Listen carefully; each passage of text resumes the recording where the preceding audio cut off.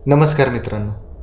आज मी तुमच्यासमोर जी कथा सादर करणार आहे ती आपल्या चॅनलवरच्या अमोल नावाच्या एका वाचक मित्राने आपल्याला पाठवलेली आणि ती कथा मी त्यांच्या शब्दामध्ये तुमच्यासमोर सादर करणार आहे. नमस्कार, माझं नाव अमोल. आज मी तुम्हाला जो प्रसंग सांगणार आहे तो माझ्या आयुष्यामध्ये घडून साधारणतः 2 वर्ष झाली असतील. त्यावेळी मी नुकताच पुण्यातल्या एका मल्टीनॅशनल कंपनीमध्ये जॉबसाठी रुजू झालेलो होतो. माझं लग्न वगैरे अजून पण झालेलं नाही, त्यामुळं मी त्यावेळी बॅचलर म्हणूनच राहत होतो. आणि त्यावेळी एक आकाश नावाचा मुलगा जो माझा रूम पार्टनर होता आणि तो माझ्यासोबत माझ्याच कंपनीमध्ये काम पण करायचा. आता कंपनीमध्ये पण आणि रूममध्ये पण तो माझा पार्टनर असल्यामुळं आमच्या दोघांची मैत्री एकदम घट्ट झालेली होती. तसं माझं मूळ गाव सातारा आणि आकाश हा मराठवाड्यातला होता. दर विकेंडला मी माझ्या साताऱ्याच्या घरी नेहमीच जायचो, पण आकाशचं घर पुण्यातून खूपच लांब असल्यामुळं तो एखाद्या विकेंडला पुण्यामध्येच म्हणजे आमच्या रूमवरच थांबायचा. आणि त्यावेळी आकाशला सोबत व्हावी म्हणून मी पण कधीकधी एखाद्या विकेंडला आकाशसोबतच थांबायचो. त्यावेळी आम्ही खूपच एन्जॉय करायचो. आणि आज जो मी तुम्हाला प्रसंग सांगणार आहे तो एका अशाच विकेंडचा. त्या दिवशी आम्हाला शनिवार रविवार असे 2 सुट्टीचे दिवस होते. तसं त्यावेळी मी घरी जायचा प्लॅन केलेला होता, पण आकाश मात्र घरी जाणार नसल्यामुळं तो रूमवरच थांबणार होता आणि त्यानं मला रूमवरच थांबण्याचा आग्रह केला. तसं मी पण तयार झालो. खरं तर मला घरी जायची ओढ लागलेली होती, पण आकाशने मला एक वेगळंच गाजर दाखवलं. त्यानं माझ्या डोक्यामध्ये नाईट कॅम्पिंगला जायची आयडिया घातली. खरं तर नाईट कॅम्पिंगबद्दल मला बरंचसं कुतूहल होतं. बऱ्याच वेळा मी मूव्हीजमध्ये नाईट कॅम्पिंगबद्दल बघितलं होतं किंवा डिस्कवरी चॅनलवर पण मी तसे बरेचसे एपिसोड्स बघितले होते. त्यामुळे नाईट कॅम्पिंग मला बरंचसं थ्रिलिंग वाटत होतं आणि बऱ्याच दिवसापासून नाईट कॅम्पिंग करायची माझी इच्छा पण होती. आणि आकाशने त्यावेळी माझी इच्छा पूर्ण करायची तयारी दाखवली. तो म्हणाला, अमोल, तू जर थांबणार असशील तर आपण नाईट कॅम्पिंगला जाऊया. तसं मी लगेचच तयार झालो. आता नाईट कॅम्पिंगला जायचं म्हणजे बऱ्याचशा वस्तू लागणार, जसं की टेंट आला, खाण्यापिण्याचं सामान बनवण्यासाठी लागणारी सामग्री म्हणजे छोटासा स्टोव, शेगडी, असं बरंचसं सामान लागणार होतं. आकाशची स्वतःची 4 व्हीलर पण होती. आता या सगळ्या गोष्टी आमच्याकडे अवेलेबल असल्यामुळे नाईट कॅम्पिंगला जाण्यासाठी आमच्यासमोर दुसरी कोणतीच अडचण नव्हती. आमचा एकदम सरळ प्लॅन होता. शनिवारी संध्याकाळी नाईट कॅम्पिंगसाठी जायचं आणि सकाळी 9-10 वाजेपर्यंत रूमवर परत यायचं, कारण दुसऱ्या दिवशी संडे असणार होता. जरी आमची कॅम्पिंगच्या रात्री नीट झोप वगैरे झाली नाही तर संडेचा दिवस आमच्याकडे होताच आणि त्या दिवशी आम्ही भरपूर आराम वगैरे करू शकणार होतो. त्यामुळं आम्ही शनिवारी रात्रीच नाईट कॅम्पिंगला जायचं ठरवलं. आता नाईट कॅम्पिंगला जायचं ठरलं, पण नेमकं जायचं कुठं हा प्रश्न होता. तसं आकाशनं त्याच्या लॅपटॉपवर बऱ्याचशा लोकेशन सर्च केल्या. पुण्यापासून जवळच असणाऱ्या 3-4 लोकेशन्सविषयी त्यानं मला माहिती सांगितली आणि त्यातल्या बऱ्याचशा लोकेशन्स या लोणावळ्याला होत्या. पण त्यातली आम्ही एक अशी लोकेशन निवडली जी मनुष्यवस्तीपासून बरीचशी लांब असेल, कारण कॅम्पिंग करण्यात तेव्हाच मजा येते जेव्हा आपल्या जवळपास कुणीही नसेल. आणि आम्ही लोणावळ्यातलीच एक लोकेशन फायनल केली. सगळी तयारी करून झाल्यानंतर आम्ही बरोबर 5-5:15 वाजता आमच्या रूममधून सगळं सामान घेऊन बाहेर पडलो. सगळं सामान आम्ही आमच्या गाडीमध्ये लोड केलं आणि पुन्हा आकाशने त्याची गाडी स्टार्ट केली. मी त्याच्या बाजूच्या सीटवर बसलेलो होतो. तसा आमचा अंदाज होता की साधारणतः आम्ही एक 6:30-7 वाजेपर्यंत लोणावळ्यापर्यंत पोहोचेल. पण रस्त्यावर बरंचसं ट्रॅफिक लागल्यामुळं आम्हाला थोडासा उशीर झाला आणि आम्ही 7:30 वाजता त्या लोकेशनच्या जवळपास गेलो. मेन हायवेवरून आम्ही आमची गाडी एका छोट्या रस्त्याने डाव्या बाजूला वळवली. तो रस्ता थेट जंगलाकडे जात होता, कारण तिथलं वातावरण बघून तरी मला तसंच वाटत होतं.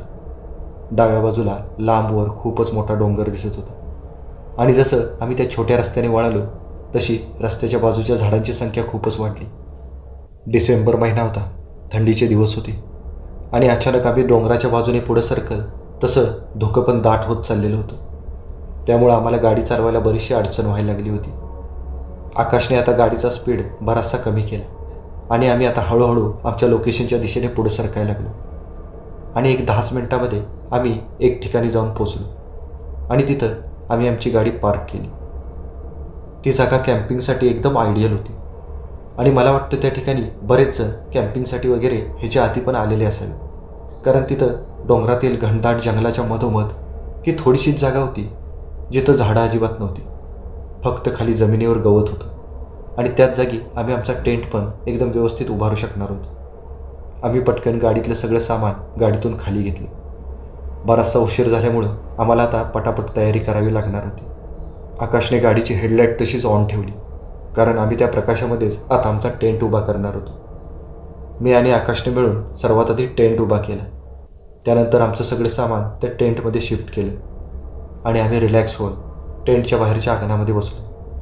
खरंच तिथं खूप मस्त वाटत होतं. आम्ही आमच्यासोबत एक गॅसचा दिवा आणलेला होता. तो दिवा आम्ही टेंटच्या बाहेरच अडकवला. त्याचा प्रकाश टेंटच्या आजूबाजूला सगळीकडे पसरला. तसं आम्हाला थोडंसं बरं वाटायला लागलं, कारण त्या अंधारामध्ये फक्त त्या गॅसच्या दिव्याच्या प्रकाशाचीच आम्हाला सोबत होती. आता नाईट कॅम्पिंग म्हटलं तर शेकोटी तर पाहिजेच, आणि त्यात डिसेंबरचे दिवस, आणि त्या दिवसात तुम्हाला माहितीच आहे की थंडी खूप जास्त असते. घरातून निघताना आम्हाला फारशी थंडी वाजली नव्हती, पण जसं आम्ही या कॅम्पिंगच्या लोकेशनवर आलो तसं मात्र वातावरणात ती थंडी चांगलीच वाढलेली होती, आणि इथं येईपर्यंत आम्हाला चांगलीच हुडहुडी भरली. आम्ही आता आमच्या हातामध्ये टॉर्च घेऊन तिथंच आजूबाजूला शेकोटीसाठी लाकडांची शोधाशोध करायला लागलो. आणि आता त्या लाकडांची शोधाशोध करण्यासाठी मी आकाशसोबत त्या टेंटपासून थोड्याशा अंतरावर गेलो. त्या बाजूला थोडासा उतार होता, आणि तिथं गेल्यानंतर आम्हाला एक चमत्कारिक गोष्ट दिसली. त्या उतारापासून खाली एक छोटंसं तळं होतं. अंधारामध्ये आम्हाला ते तळं काही स्पष्ट दिसत नव्हतं, पण त्या तळ्याचं ते निर्मळ पाणी त्या रात्रीच्या अंधारामध्ये सुद्धा चमकत होतं. ते तळं बघून आमच्या दोघांना खूपच आनंद झाला, कारण आता आमचा पाण्याचा पण प्रश्न मिटलेला होता. एकदम आमच्या टेंटपासून एक 50 मीटरच्या अंतरावर ते तळं होतं. आम्ही आता हळूहळू त्या टॉर्चच्या प्रकाशाच्या मदतीने त्या तळ्याकडे चाललो. तळ्याकडे जायला एक छोटीशी पायवाट होती.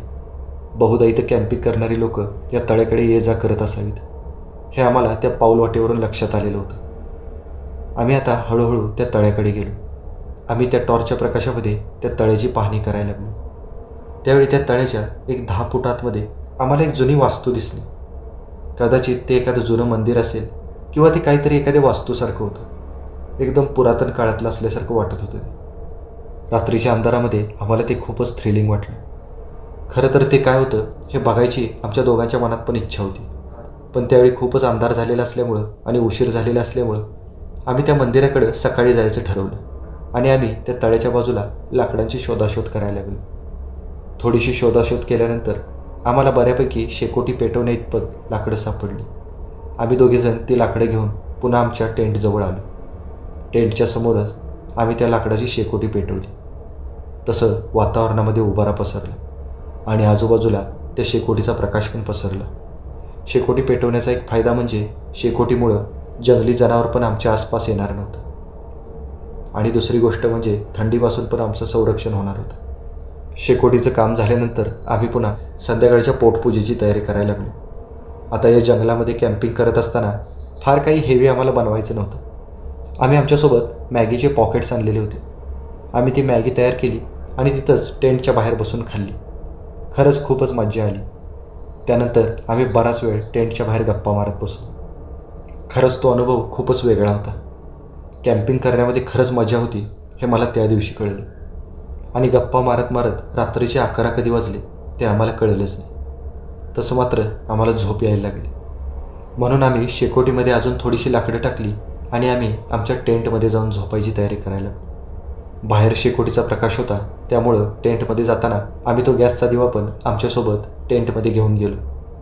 तो दिवा एका बाजूला ठेवून आम्ही दोघं आमचा बिछाना अंथरून त्यावर एकदम बिनधास्तपणे झोपलो, आणि अंग टाकल्या टाकल्या आम्हाला लगेचच झोप लागली. दिवसभराच्या थकव्यामुळे मी तर लगेचच खूपच गाढ झोपलो. पण अचानक मध्यरात्री तहान लागल्यामुळे मला जाग आली. मी माझ्या बिछाण्यामध्ये उठून बसलो आणि माझ्या बॅगमधली बॉटल काढून त्यातलं पाणी प्यायला लागलो. आणि त्यावेळी माझ्या लक्षात आलं की माझ्या बाजूला झोपलेला आकाश आता माझ्या बाजूला नव्हता. तसं मला कळेच ना की आकाश नेमका कुठे गेला. टेंटचा दरवाजा बघितला तर त्यावेळी माझ्या लक्षात आलं की तो टेंटचा दरवाजा उघडा होता. म्हणजे नक्कीच आकाश बाहेर गेलेला असेल. मी घड्याळात बघितलं तर रात्रीचे 2:30 वाजलेले होते, आणि माझ्या मनात विचार आला की एवढ्या रात्री आकाश बाहेर कशाला गेला असेल. म्हणून मी पण माझ्या अंथरुणातून उठलो आणि टेंटमधून बाहेर आलो. मला वाटलं होतं की कदाचित आकाश टेंटच्या बाहेर येऊन त्या शेकोटीच्या बाजूला शेकत बसला असेल, पण मी शेकोटीजवळ बघितलं तर आकाश तिथं पण नव्हतं. तसं मला कळेनाच की आकाश नेमका कुठे गेला आहे. आणि मी मोठमोठ्याने आकाशला हाका मारायला लागलो. पण मला आकाशचा मात्र कुठूनच प्रतिसाद येत नव्हता. तसं मात्र मला आकाशची थोडी काळजी वाटायला लागली. त्यामुळे मी पटकन टेंटमध्ये जाऊन एक मोठा टॉर्च आणला आणि त्या टॉर्चच्या प्रकाशात मी त्या टेंटच्या आसपास आकाशचा शोध घ्यायला लागलो. पण आकाश कुठंच दिसत नव्हता. त्याचं सगळं सामान टेंटमध्येच होतं. मोबाईल पण टेंटमध्ये होता. मला काय करावं तेच कळत नव्हतं. मनात मी विचार करायला लागलो की तो कुठं गेला असेल. तसं माझ्या डोक्यात अचानक त्या तळ्याचा विचार आला. कारण काल रात्री आपण ज्यावेळी ते तळं बघितलं होतं त्यावेळी आकाशला ते खूपच आवडलं होतं आणि त्यानं रात्रीच तशी इच्छा बोलून दाखवली होती की त्या तळ्यातल्या त्या मंदिराजवळ आपण जाऊन येऊया. पण रात्र असल्यामुळं मीच त्याला त्या मंदिराकडे जायला नकार दिलेला होता आणि मला वाटलं की कदाचित आकाश एकटाच ते मंदिर एक्सप्लोअर करायला तर गेला नसेल ना, असा माझ्या मनात विचार आला आणि मी पटकन त्या तळ्याच्या दिशेने पुढं सरकायला लागलो. मी आता त्या टेंटपासून थोडासा लांब जाऊन त्या तळ्याच्या उतरणीला लागलो. टॉर्चच्या प्रकाशामध्ये हळूवार मी तो उतार उतरत तळ्याच्या एकदम जवळ गेलो आणि जसा मी माझ्या टॉर्चचा प्रकाश त्या जुन्या मंदिराकडे फिरवला तसं मला धक्काच बसला. कारण आकाश त्या मंदिराजवळच गेलेला होता आणि त्या मंदिराच्या बाजूला असणाऱ्या कट्ट्यावर बसून तो पाण्यामध्ये पाय सोडून तिथंच बसलेला होता. मला कळतच नव्हतं की आकाश एवढ्या रात्री तिथे एकटा जाऊन काय करत असेल. पण तेवढ्यात मला जे दिसलं ते खूपच भयानक होतं आणि ते बघून माझ्या पायाखालची जमीनच सरकली. आकाशच्या बाजूला अजून कोणीतरी होतं आणि जसा मी माझ्या टॉर्चचा प्रकाश आकाशात थोडा बाजूला वळवला तसं मला दिसलं की आकाशच्या बाजूला एक काळी आकृती होती. ते काय होतं ते मला स्पष्ट दिसलं नाही, पण मला तिथं काहीतरी विचित्र अस्तित्व जाणवलं. ती काळी आकृती, त्याचे ते लाल भडक डोळे मला एक क्षणभरच दिसलेले होते आणि जसा मी टॉर्च त्याच्या दिशेने वळवला तशी ती आकृती पटकन त्या मंदिराच्या मागच्या बाजूला निघून गेली. माझे पाय भीतीने लटलट कापायला लागले. मी हे काय बघतोय यावर माझा विश्वासच बसत नव्हता. काय असेल ते? एखादं भूत प्रेत पिशाच तर नसेल ना, किंवा एखादा जंगली प्राणी वगैरे तर नसेल ना. पण ती जर तशी काही गोष्ट असती तर आकाश तिथून पडून आला असता. तो तिथेच का बसला असता? विचार करून करून माझं डोकं फुटायची वेळ आली. पण आता पुढं जायचं पण माझं धाडस होत नव्हतं आणि मी तिथूनच माझ्या टॉर्चचा प्रकाश बरोबर आकाशवर पाडला आणि मी आकाशला जोरजोराने हाका मारायला लागलो. बऱ्याच हाका मारल्यानंतर आकाश अचानक भानावर आला आणि तो मान वर करून माझ्याकडे बघायला लागला. तसं मी त्याला बोलावलं. तो आता हळूच त्याच्या जागेवरून उठला आणि त्या तळ्याच्या उथळ पाण्यातून चालत चालत तळ्यातून बाहेर यायला लागला. पण जसा तो तळ्यातून बाहेर आला तसं त्यानं पुन्हा एकदा त्या मंदिराकडे वळून बघितलं. त्यावेळी मला त्या मंदिराच्या पाठीमागून पुन्हा एक भयानक हात दिसला. तो आकाशला त्याच्याकडे बोलवत होता. तसं मी आकाशला पुन्हा जोरजोराने हाका मारायला लागलो. कसा तरी आकाश पुन्हा माझ्या दिशेने चालायला लागला. आता आकाश जसा माझ्याजवळ आला तसं मी त्याचा हात पकडला आणि मी त्याला ओरडायला लागलो, आकाश, अरे तुला काय कळतं की नाही? एवढ्या रात्री एकटाच असा कुठेही निघून गेलास? तुला इथं काय झालं असतं तर मी काय करणार होतो? चल पटकन, असं म्हणून मी आकाशचा हात पकडून त्याला जोरजोराने ओढत आमच्या टेंटकडे घेऊन जायला लागलो. पण आकाशचे शरीर मात्र एकदम थंडगार पडलेलं होतं. त्याचा हात पकडताना मला असं वाटत होतं की मी माझ्या हातामध्ये बर्फाचा गोळा पकडलेला असावा. तसं मी आकाशकडे बघून आकाशला विचारलं, आकाश, तुझी तब्येत तरी बरी आहे ना? तसं त्यानं मानेनंच होकार दिला आणि त्यावेळी मला आकाश थोडासा गुमसुम वाटला, एकदम शांत शांत वाटला. तसा आकाश खूपच बोलक्या स्वभावाचा. पण त्यावेळी मात्र आकाश मला खूपच वेगळा वाटत होता, खूपच विचित्र. पण माझ्यासाठी आता त्याला टेंटमध्ये घेऊन जाणं महत्त्वाचं होतं. मी त्याला घेऊन आता टेंटवर गेलो. मी सांगत असल्यामुळं कसा तरी तो त्याच्या बिछाण्यावर पडून झोपला खरा, पण खरं तर तो झोपलाच नव्हता. मी पडल्या पडल्या मला पुन्हा एकदा झोप लागली. पण लगेचच थोड्या वेळात मला पुन्हा जाग आली. कारण मला काहीतरी विचित्र आवाज येत होता, काहीतरी मोठमोठ्याने जळल्यासारखा. तसा मी पटकन उठून बसलो आणि बघतोय तर आकाश चांगलाच थंडीने कुडकुडायला लागलेला होता. त्याच्या अंगाला स्पर्श केला तर मला जाणवलं की त्याला खूपच ताप आलेला होता आणि त्याला खूपच थंडी वाजायला लागलेली होती. मी माझ्याजवळचं पण ब्लँकेट आकाशच्या अंगावर टाकलं. त्यावेळी मला बाहेर खूपच मोठा जाळ दिसला. मी पटकन माझ्या टेंटमधून बाहेर पडलो आणि शेकोटीजवळ जाऊन बघितलं. त्यावेळी मला दिसलं की शेकोटीमध्ये खूपच मोठा जाळ लागलेला होता. मी त्या शेकोटीच्या जवळ जाऊन बघितलं. त्यावेळी मला जे दिसलं ते बघून माझ्या काळजाचा ठोकाच चुकला. कारण त्या शेकोटीमध्ये आकाशचे सगळे कपडे, बॅग आणि त्याचे बूट पडलेले होते आणि त्यामुळं त्या शेकोटीने पेट घेतलेला होता. हे खूपच भयानक आणि विचित्र होतं. मी पटकन टेंटमध्ये पळत आलो आणि मी आकाशला विचारायला लागलो, आकाश, अरे तुझं सगळं सामान शेकोटीमध्ये कुणी टाकलं का तूच टाकलेस ते? तसं आकाशनं नकारार्थी मान हलवली आणि तो म्हणाला, मला काय माहिती नाही. त्यावेळी मात्र मला चक्कर आल्यासारखं झालं. मला कळतच नव्हतं की आमच्याबरोबर हे नेमकं काय चाललंय. पण मला त्यावेळी कळलं होतं की आमच्याबरोबर जे काही घडतंय ते चांगलं नव्हतं. मागाशीच मला आकाशसोबत त्या मंदिरामध्ये ती काळी भयानक आकृती दिसलेली होती आणि आता इथं आकाशचं सगळं सामान त्या शेकोटीमध्ये जळालेलं दिसत होतं. या सगळ्याचा काहीतरी संबंध होता. पण आता रात्रीचे 3-3:30 वाजत आलेले होते. एवढ्या रात्री आता जंगलामधून बाहेर पडणं पण खूपच रिस्की होतं. म्हणून मी आता ठरवलं की आता दिवस उजाडेपर्यंत इथंच थांबूया आणि सकाळी लवकर आपल्या घरी परत जाऊया. झालं तेवढं कॅम्पिंग पुरे झालं. असं ठरवून मी आकाशला घेऊन त्या शेकोटीच्या बाजूलाच बसलो. त्यावेळी माझी झोप पूर्णपणे उडालेली होती आणि शेकोटीजवळ बसल्यानंतर आकाशला पण थोडंसं बरं वाटायला लागलं. त्यानंतर बराच वेळ आम्ही त्या शेकोटीजवळ बसलेलो होतो. 6-6:30 वाजता जसा दिवस उगवायला लागला तसं आम्ही आवराआवर करायला लागलो. आमचं सगळं सामान आवरून आम्ही आमच्या गाडीमध्ये टाकलं आणि आम्ही पटकन तिथून बाहेर पडलो. मला आता कोणतीही रिस्क घ्यायची नव्हती. 8 वाजेपर्यंत आम्ही आमच्या रूमवर परत आलो. रात्री आमची झोप झालेली नसल्यामुळं आम्ही आमच्या रूमवर येऊन लगेचच झोपलो. पण ज्यावेळी दुपारी 12 वाजता मी उठलो त्यावेळी आकाशची तब्येत मात्र खूपच बिघडली होती. त्याला धड उठता येत नव्हतं आणि चालताही येत नव्हतं. डोळ्याच्या बाजूला काळी वर्तुळं दिसायला लागलेली होती. डोळे एकदम कोरडे पडलेले होते. शरीराची त्वचा एकदम रुक्ष झालेली होती. अचानकच एका रात्रीमध्ये आकाशमध्ये खूपच बदल झालेला होता.